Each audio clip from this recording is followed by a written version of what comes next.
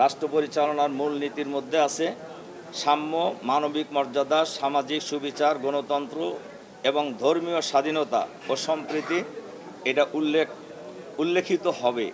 এই কথার সাথে অধিকাংশ দল আপনার পঞ্চম সংশোধনীর সাথে যে আল্লাহর প্রতি পূর্ণ আস্থা এবং বিশ্বাস, এটার সাথে এটা যুক্ত করার ব্যাপারে অধিকাংশ রাজনৈতিক দল ঐক্যমত পোষণ করেছেন।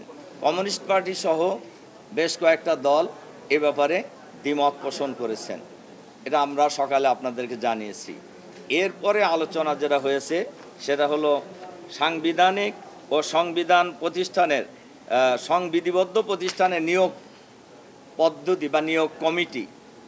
এটা আপনারা এটাও জানেন যে কমিশনের আগের প্রস্তাব ছিল এনসিসির যে প্রস্তাব ছিল, এবং সেখানে প্রধান বিচারপতি এবং রাষ্ট্রপতিকে সংযুক্ত করেই তাদের প্রস্তাবনা ছিল।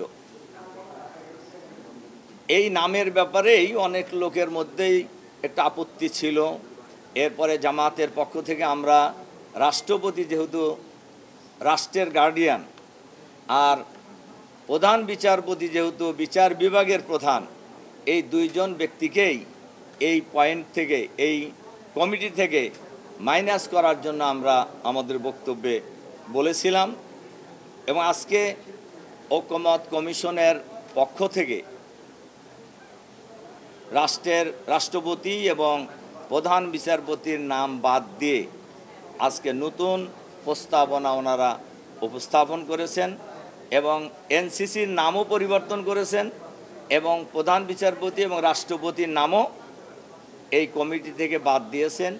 এবং আপনারা এটা শুনেছেন ইতিমধ্যেই, এই কমিটিতে আছে প্রধানমন্ত্রী, স্পিকার নিম্নকক্ষ, স্পিকার উচ্চকক্ষ, বিরোধী দলীয় নেতা, প্রধান বিরোধী দল ব্যতীত অন্যান্য বিরোধী দলীয় সদস্যদের মধ্য থেকে একজন, রাষ্ট্রপতি কর্তৃক মনোনীত একজন, আর প্রধান বিচারপতি কর্তৃক অ্যাপেলেট ডিভিশনের একজন বিচারপতি নিয়ে এখন সাংবিধানিক ও সংবিধিবদ্ধ প্রতিষ্ঠানের নিয়োগ কমিটি গঠনের প্রস্তাব দিয়েছেন।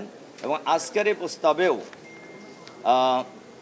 বিএনপি সহ কয়েকটা দল বাদে অধিকাংশ দলই এ ব্যাপারে ঐক্যমত পোষণ করেছেন।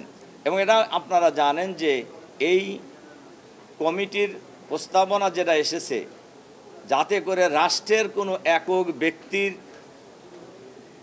স্বৈরাচার হতে না পারে, ফ্যাসিবাদী শাসন যাতে প্রতিষ্ঠা করতে না পারে, এর থেকে দেশ, জাতি, রাষ্ট্রকে রক্ষা করার জন্যই কিন্তু এই প্রস্তাবনার সাথে আমরা একমত হয়েছি।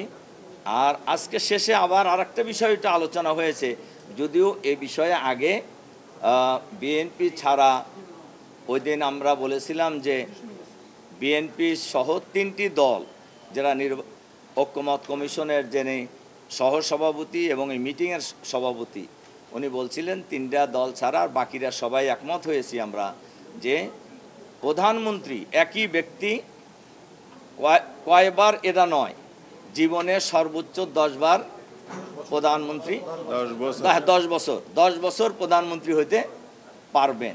এ ব্যাপারে আমরা সবাই ঐক্যমত পোষণ করেছি এবং এই আলোচনাটা আজকেও উঠেছিল, কিন্তু বিএনপি আজকেও এই পয়েন্টে একমত হননি। আমরা তো জায়গাতে সরি নেই, আমরাও সরি নেই এবং এই অন্যান্য রাজনৈতিক দলও সরে নাই। এই পয়েন্টে সবাই এখন পর্যন্ত ঐক্যমতই আছে যে একজন ব্যক্তি সর্বোচ্চ 10 বছর প্রধানমন্ত্রী থাকতে পারবেন। বিএনপি বলছে যে আমরা 10 বছর সর্বোচ্চ, এই পয়েন্টে একমত। তবে এই যে সাংবিধানিক ও সংবিধিবদ্ধ প্রতিষ্ঠানের যে নিয়োগ কমিটি, এই টাইপের কমিটি কিছু থাকতে পারবে না। এ ব্যাপারে হাউজের অধিকাংশ দলই একমত পোষণ করেননি এবং আমরা সহ সবাই আগের যে মত ছিলেন সেই মতই তারা আছেন।